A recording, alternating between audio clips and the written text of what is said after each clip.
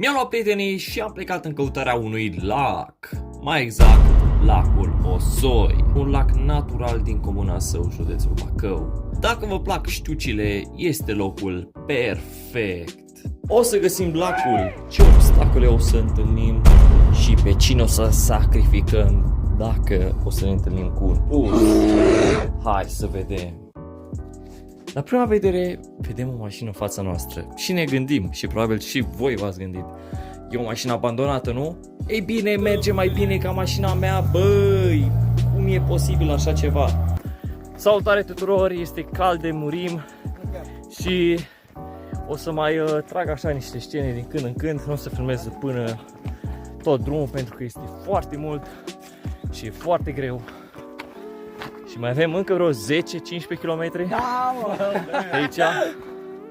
Scuzați-mi fața, dar vreau să vă arăt acest peisaj frumos. Bine, în viața reală se vede mult frumos, dar cred că vedeți și voi. Bro, sincer mă simt ca Walter White din Breaking Bad când mergea prin deșert și nu era nimeni, nu avea apă. Bă, sincer, sunt în lipsă de idei. Nici nu știu ce să vă zic, doar bucurați-vă de moment, de peisaje. Aici am început să ne dezbrăcăm cu toții pentru că muream de cald. Încă un moment frumos împreună cu prietenii mei. Băieți, locul ăsta e crazy, zici că suntem la mare, băieți. Deci dacă veniți aici puteți să vă păcăliți prietenii. Bă, am fost la mare, bă, băieți. Dar tu de fapt ești pe munte.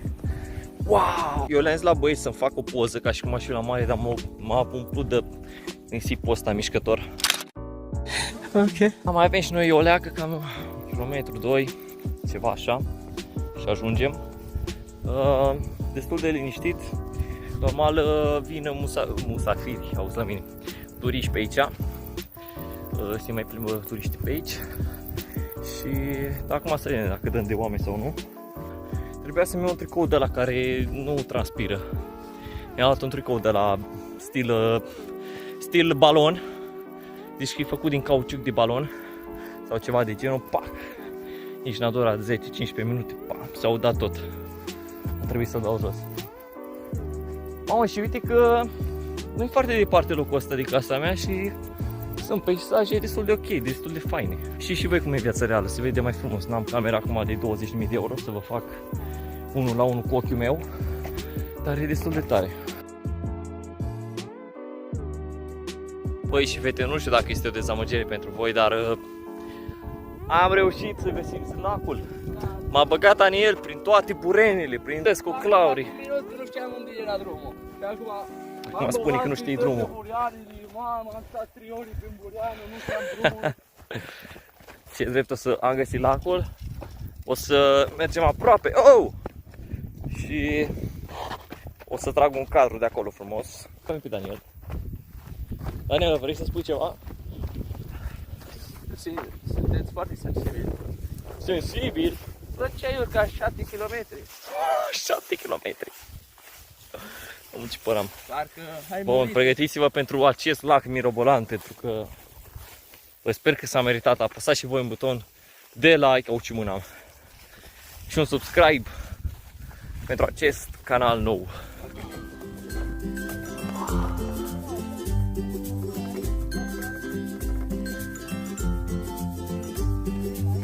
E bine sau nu e bine acest lac? E bine sau nu e bine? S-a meritat 10 km sau nu? Scrieți în comentarii.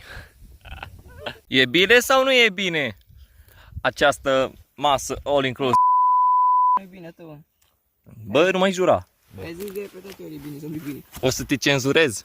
E cenzură. Bă, nu mă mai pune să editez asta. Mai vrei să pui sare la tine în apă?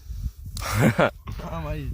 Am pus 10 litri, nu, 10 grame de sare în apa asta, am crezut că e hidratantă, da. Da, hidratantă. Bă, unde-i brânza? Așteaptă, bă! Tu masa, lasă telefonul nebun. Nu, bă, sunt cameramanul. Wow, castraveți! Să chinești numai de ori, dar nu contează. Scoate sare. Aici, bă. Bă, calitate, bă. Omoară pești, bă! Ne-am culcat și noi o leacă.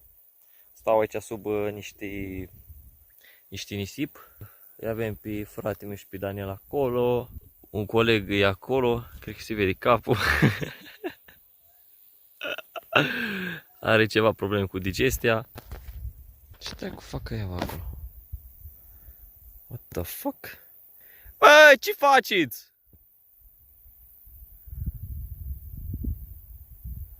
Dacă v-a plăcut acest episod și doriți să urmăriți încă unul, am un videoclip în stânga voastră, că am ghicit, despre de ce am făcut canalul ăsta. E destul de interesant, sincer. L-am făcut așa în stil cinematic. Eu am fost Antonio și noi o să ne vedem data viitoare. Pa, pa!